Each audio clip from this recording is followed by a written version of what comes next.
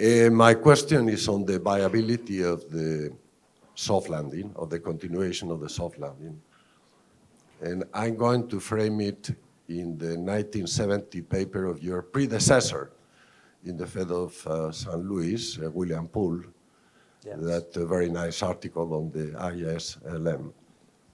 So you take the policy rate, the federal funds rate, as your instrument for monetary policy, and you raise it as high as necessary to win the fight against inflation, to have inflation on the down.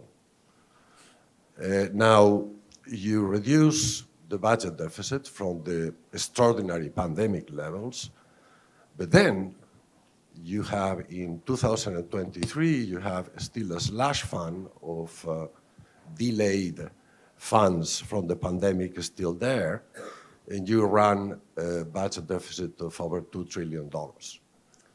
So in Poole's framework, okay, the IS would have told you that you will have a recession, but you're shifting the IS and you have a nice soft landing.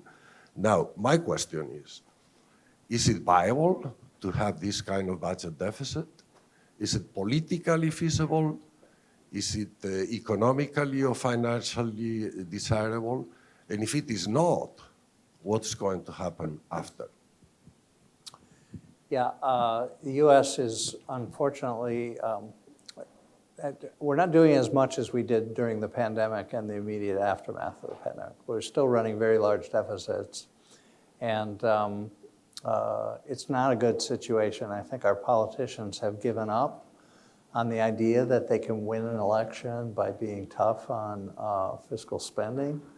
There are only a few members of Congress that even will talk about this issue, and they're considered outliers in the Congress. So I think our only hope is divided government. So when there's divided government, then they won't agree on what to spend. So the other thing about government spending is, what are they spending it on? And to their credit, there is an infrastructure bill was passed. I'm going to get the date wrong. I guess it was 2022. And that money is still pouring out. And that's a lot of projects. A lot of these big construction projects and stuff, they take a long time. That's why you see these cranes around and freeways being rebuilt and stuff like that. But at least in principle, that could be good stuff. That's improving public capital, and that should be complementary to productivity in the private sector, and that should be good for output. So that part of the spending, I think you wouldn't worry about so much. It's when the spending is going to less productive uses that you'd be more worried. So.